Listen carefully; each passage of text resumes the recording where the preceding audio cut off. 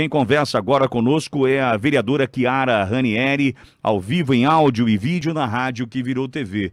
Chiara, ontem na tribuna da Câmara, você fez uma análise e trouxe um ponto de vista sobre a questão dos moradores de rua, que me fez pensar novamente. Eu escrevi isso para você há pouco, né? O teu ponto de vista é muito melhor que o meu, né? E aí eu não tenho nenhum compromisso com o erro e não tenho nenhum problema em me contradizer quando eu enxergo alguém que pensa melhor que eu. E eu queria muito que você contasse pro ouvinte Jovem Pan essa tua leitura sobre esse momento. Isso porque, Chiara, ontem pela manhã nós estivemos no terminal rodoviário, ali tem uma família com direito à rede, pendurada entre as árvores, cadeiras de praia, uma família que ali está vivendo, inclusive hostilizando pessoas que passam por ali, estacionam seus carros e pagam pelo estacionamento da rodoviária e tantas outras situações. Passamos ontem também ali no ginásio Darcy César Improta, que há 2 semanas está montada toda a estrutura para receber 135 moradores de rua, essa informação que nós temos, e ainda está fechado. 2 semanas, Chiara, com toda a estrutura montada. Entretanto, você veio ontem e deu uma interpretação, ponto de vista para o negócio que me fez pensar diferente. Seja bem-vinda à Jovem Pan novamente, Chiara. Conta tudo pra gente. Bom dia. Bom dia a todos. Nós tivemos, na verdade, uma reunião a semana passada aqui na Câmara com o secretário municipal do Bem-Estar Social, o Carlão, e as diretoras também da SEBES, que vieram trazer alguns esclarecimentos à Comissão de Educação e Assistência Social, e em especial ao vereador Segala, nosso presidente, que fez vários questionamentos nas últimas sessões a respeito dessa população de rua e o que a prefeitura estaria fazendo nesse momento de pandemia, né, para que essas pessoas tivessem aí alguma garantia de preservação de saúde, né, mesmo estando nas ruas. E aí, toda vez que a gente abre essa discussão, toda vez que nós fazemos audiência pública a respeito das pessoas em situação de vulnerabilidade, toda vez que nós fazemos alguma reunião, que nós discutimos, a primeira pergunta que a gente faz a respeito dessa população de rua, sempre vem o seguinte sentido: hoje, quem é essa população de rua, né? Então, eu fiz essa pergunta para o Carlão, ele me respondeu o seguinte: hoje, essa população, ela é formada por 3 perfis, né, de pessoas em situação diferentes. Uma, são pessoas do sistema prisional, do regime semiaberto. Olha isso. Então, são pessoas que, quando saem da penitenciária, porque estão no regime semiaberto, então tem as saídas, ficam nas ruas, nas praças, né? Então, veja, é uma população sob a tutela do Estado, que o município sabe, né? E que permite que fiquem hospedadas nas praças, tá? Disse que muitas vezes essas pessoas, elas indicam como residência, né, para o Estado, locais que nem residência tem, como terrenos, tá? Então, colocam como endereço fixo, né? Isso é algo assim que nos preocupou bastante. Depois, uma segunda população é aquela que nós identificamos facilmente, porque são pessoas usuárias de álcool e droga, né? Essa é a grande população de rua que nós temos hoje em Bauru. Alguns de Bauru, outros de fora de Bauru, né? E que se sentem muito bem nos espaços públicos que temos, nas portas dos estabelecimentos, né? Das empresas, muitas vezes, né? Causando uma situação de preocupação para aqueles que vivem aqui em Bauru, né? Porque qualquer pessoa que durma na frente da sua casa ou na frente do seu estabelecimento, né, acaba gerando uma insegurança, né? Nunca se sabe quem é que está ali, né? E aí a gente tenta entender o seguinte: quem mais? Nós temos pessoas que têm problemas mentais e que estão nas ruas também, tá? Por que essas pessoas estão nas ruas se a Secretaria Municipal do Bem-Estar Social diz que, pelas entidades conveniadas, vários serviços são oferecidos, inclusive os serviços que acolhem essas pessoas, que elas podem passar a noite, tomar um banho, cuidar do cachorrinho, ter uma assistência psicológica, né? E aí a gente lembra da casa de passagem, né, que foi um ambiente totalmente preparado para receber essa população, né?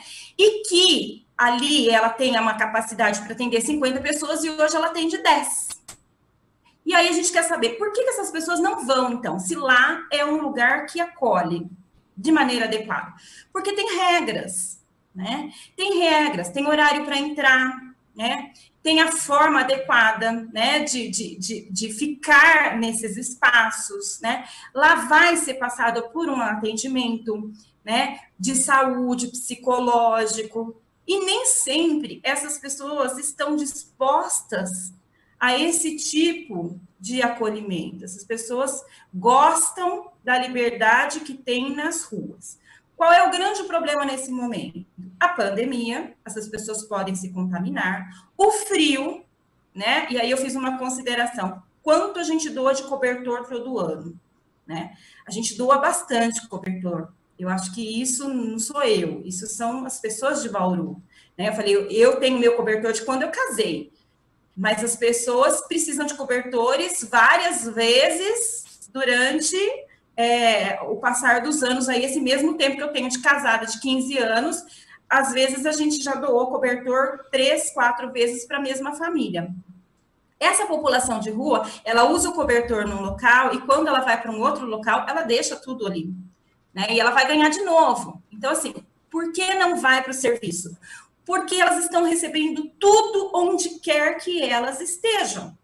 O Vitória Regia tem uma comunidade lá. É verdade. A praça aqui da Câmara Municipal tem outra comunidade. Nós tivemos situação de pessoas fazerem sexo durante o dia na praça, embaixo da janela do gabinete de um vereador. Então, nós estamos falando de uma situação que choca as pessoas, né, que vivem e que usam dos espaços públicos ou querem usar e que nesse momento não são permitidas porque esses espaços estão hoje sendo tomados por pessoas que tomaram para si esses espaços, né? E não há como compulsoriamente, segundo o secretário, compulsoriamente levar essas pessoas para os serviços que são oferecidos no município, tá? Tipo, a casa de passagem. Então, a pessoa vai se quer. E ela não vai, porque ela recebe o Marmitex, onde ela está. Nós temos várias entidades que fazem esse serviço. É verdade. Né? Então, assim, o lado coração nosso é o de doar. Não é só o cobertor.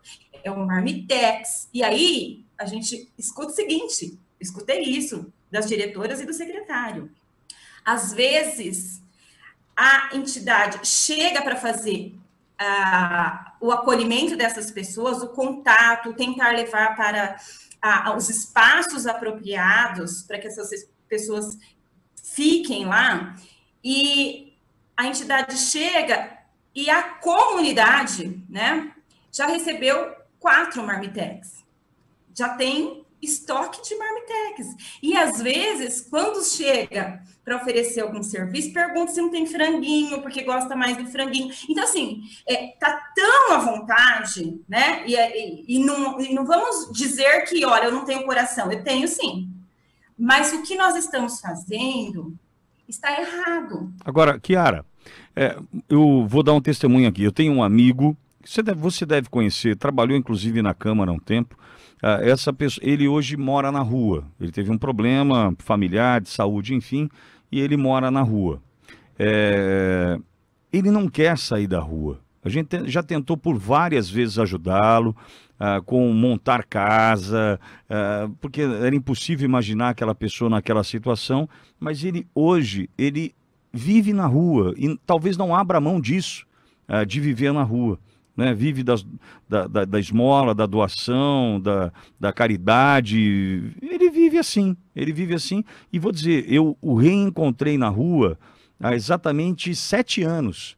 Então, nesses últimos 7 anos, nós tentamos por várias vezes ajudá-lo e ele realmente não quer. O que você atesta aí com a tua fala é verdade. A pessoa não quer entrar num ritmo novamente regrado do ponto de vista de horário, de regras específicas dentro da casa de passagem, enfim. Você tem absoluta razão no que você está dizendo. A pessoa não quer e ponto final. E ponto final. Agora, ao mesmo tempo, Kiara, esse tempo de pandemia, esse tempo onde muitos perderam os empregos e a oportunidade de gerar sua própria renda, de um brasileiro que faz o dia para comer à noite ou para garantir o sustento do próximo dia, Kiara, eu fico muito preocupado, que é o que nós estamos aqui vendo na Jovem Pan. Kiara, só para você ter uma ideia, nós estamos aqui levantando em média, através da doação de ouvintes e de campanhas que estamos fazendo aqui, cerca de 40 cestas por semana. 40 cestas por semana. Kiara, todas para pessoas que têm suas casas, têm seu teto. Às vezes você olha na foto na hora da entrega, tem até um carrinho na garagem, um poisézinho lá na garagem. Sai uma criança vestida, inclusive com agasalho, às vezes curto, às vezes apertado, mas você percebe que há uma nova parcela da população precisando da nossa ajuda. Há uma nova parcela da população que entra no estado de vulnerabilidade alimentar, que talvez seja necessário que a SEBS olhe por esses. Com tantas cestas paradas hoje, seja na Secretaria da Educação ou em qualquer outro lugar, porque eles vão mudando as cestas para tentar desencontrar as informações, mas, Kiara, é essa parcela da população que chama a minha atenção de verdade hoje. Por quê?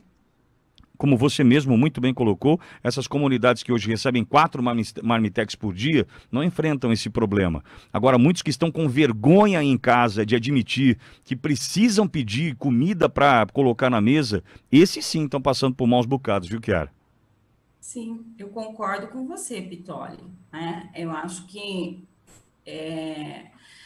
a questão social hoje, ela teve um impacto em função da atividade econômica fechada muito grande, e nós vamos viver isso por muito tempo, né?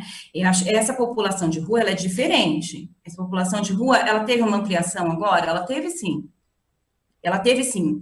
E o que o secretário disse foi o seguinte: muitas pessoas, na expectativa de receber os R$ 600, deixaram suas casas. Aqueles que já queriam sair, né, essas pessoas que não querem regras, né, e que não estão conseguindo conviver com suas famílias, tiveram um empurrãozinho para ir para as ruas. Veja a situação que nós vivemos hoje. Agora, é importante a gente falar da conscientização. Nós tínhamos uma população de crianças pedindo em semáforo até muito pouco tempo atrás. É verdade. Né? O que foi feito? Foi feita uma conscientização que quando a gente dá um dinheiro no semáforo, nós estamos mais causando problema do que ajudando aquela criança. Então, foi feito um trabalho, entrou um conselho tutelar, né, fazendo um trabalho importantíssimo, né, mas a conscientização foi o primeiro passo. Então, o que a gente precisa fazer? E eu cobrei isso do secretário. Nós precisamos fazer uma conscientização e uma parceria com as entidades que levam tudo a essas pessoas que precisam, sim, mas no lugar certo, não onde elas estão. O problema é o local onde elas estão. Elas precisam de assistência? Sim, mas elas não podem atrapalhar o resto das pessoas que vivem na cidade. Então, nós temos as entidades religiosas que fazem um trabalho brilhante, porque a religião tira da droga. Isso é fato, todos nós sabemos. Agora, onde é o local adequado para fazer o trabalho? Isso precisa ser discutido. Porque se a gente continuar fazendo nas praças, se as pessoas estiverem acomodadas nas praças, elas não vão sair das praças. As praças são delas. E se é isso que nós entendemos que está errado, nós precisamos mudar. Sim, aliás, Kiara, ontem, Cláudio, quero te ouvir já na sequência, mas ontem a nossa equipe, Kiara, não conseguiu gravar no estacionamento do terminal rodoviário, porque quem está lá, e o Pinguim até mostrou as imagens, instalados com redes, cadeiras, enfim, chegou na nossa equipe e disse o seguinte: vocês estão aqui para filmar, para tirar a gente daqui? Vocês estão aqui filmando para atrapalhar a nossa vida aqui? Podem sair daqui. Hostilizaram, foram para cima e tal. Numa situação ruim, aparentemente ruim, né? Que o nosso repórter voltou para o carro, Kiara. voltou para o carro e começou a fazer reportagem de dentro do carro. É inimaginável, tá aí a imagem, para quem acompanha áudio e vídeo, o Pinguim mostrando para gente, uma família instalada no terminal rodoviário.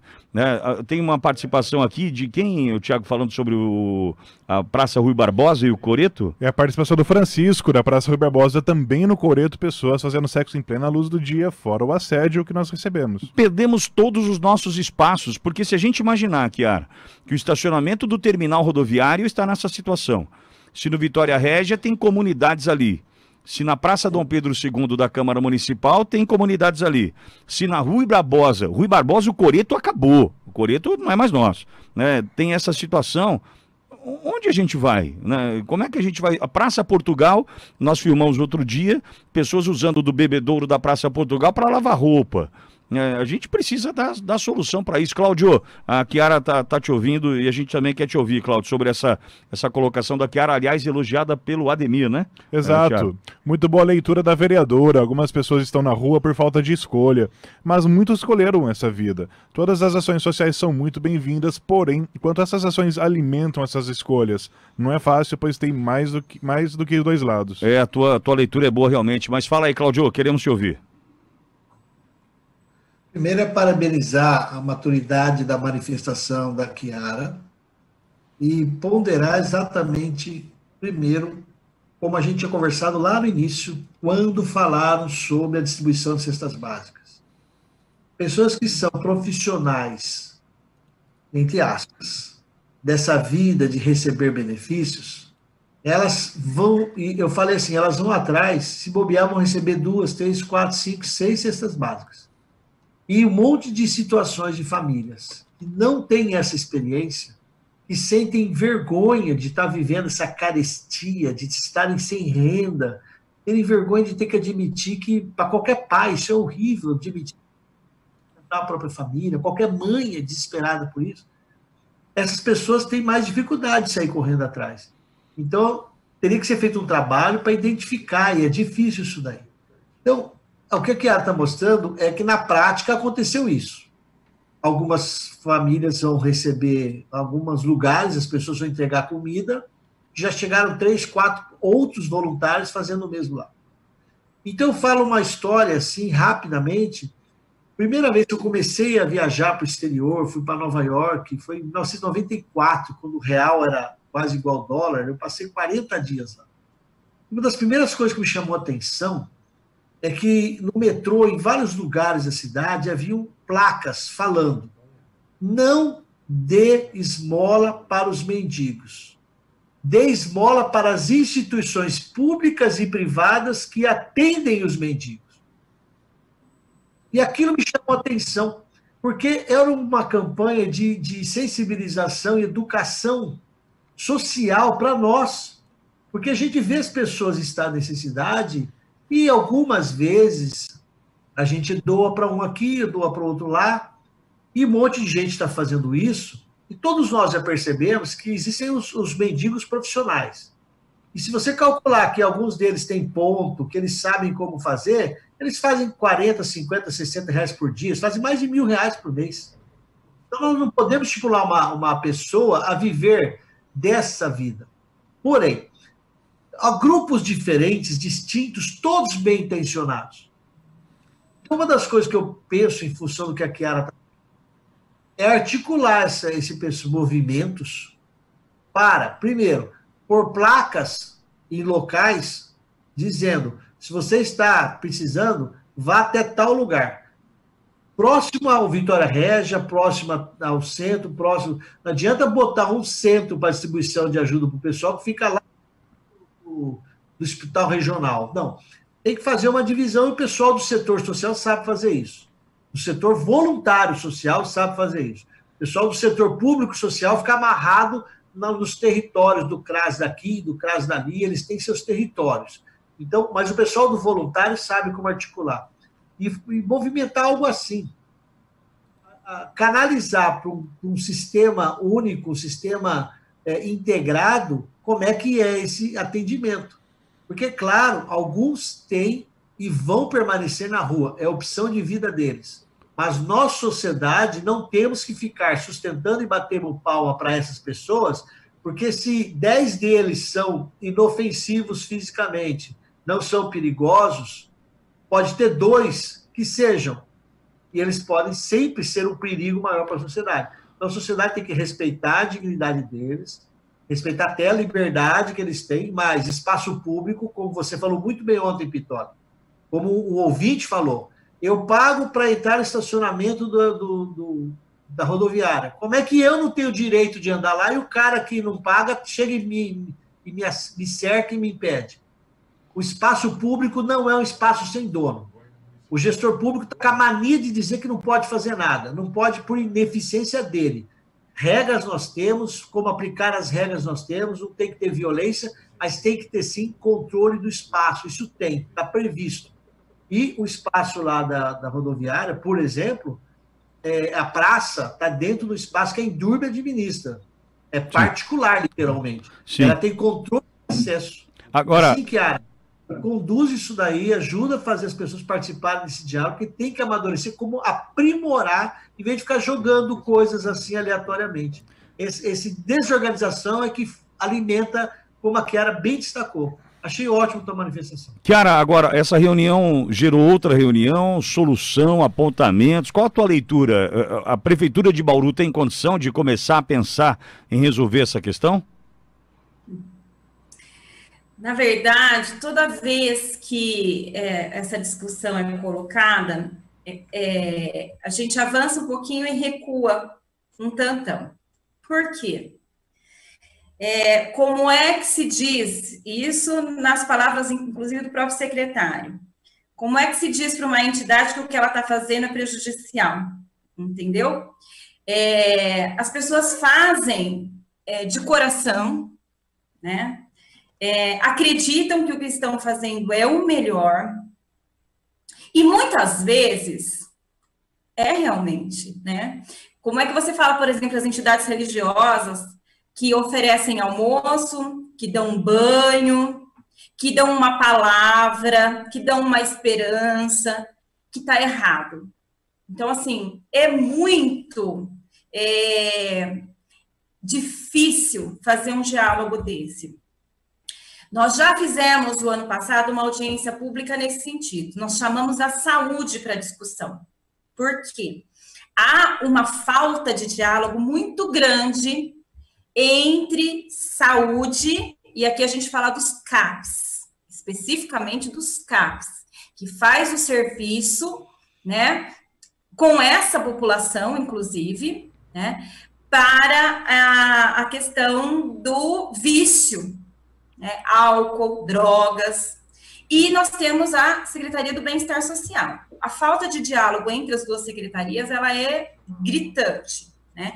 Há um entendimento, inclusive, das próprias secretarias, de que precisa ter um diálogo, porque uma só funciona bem caminhando junto com a outra. Sim. E as entidades entram nisso também, né? Então, assim, reunir todo esse pessoal e criar uma metodologia que funcione não é algo simples, né? A gente pode promover, só que nós não conhecemos com profundidade o trabalho e as leis que se aplicam a cada uma das atividades, os orçamentos de cada uma, né? E como que pode ser feito esse diálogo. É importante a gente dizer o seguinte, esse não é um problema de Bauru, tá? Esse é um problema nacional.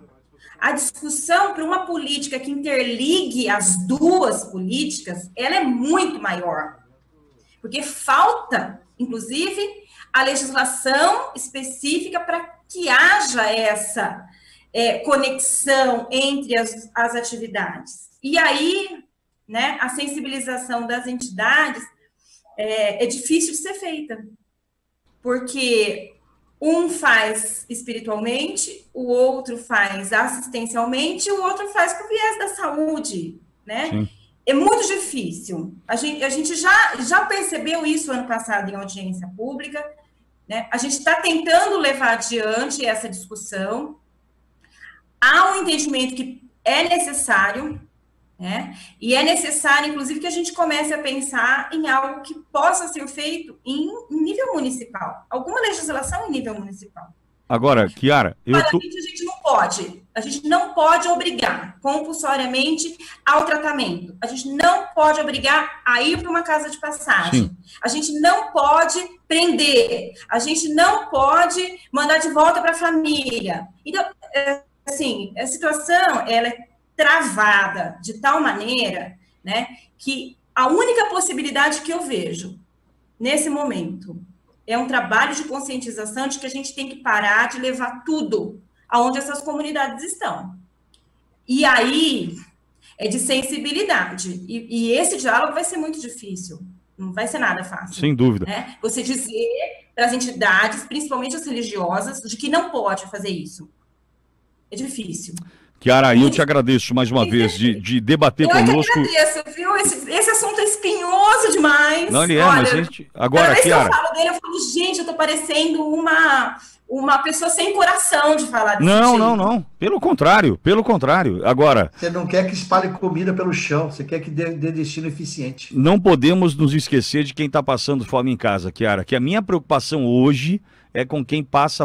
sabe aquela pessoa que hoje aumenta o percentual de número de mortes em casa porque não procurou o sistema de saúde com medo da Covid, ou porque não tinha cirurgia eletiva, ou porque não tinha o médico para atendê-la? Tem pessoa passando fome em casa da mesma forma, padecendo e caminhando para a morte porque não tem a quem recorrer. Chiara, hoje, se o meu coração aperta hoje, é pelas fotos que vejo das cestas que entregamos, para quem estamos entregando. É um negócio assustador, Chiara. Pessoas que você fala assim, não é possível que esse está passando fome. Está passando fome. Chiara, é o que aperta meu coração hoje de verdade, viu? Eu recebo mensagem no celular diariamente de pessoas que não tinham necessidade de serem assistidas com alimento, né? Porque tinham uma atividade profissional, eram profissionais liberais e se mantinham muito bem, né? E que hoje recorrem. E realmente, Vitória, é uma preocupação. Eu sempre encaminho para a entidade entregar a cesta. Perfeito. Né?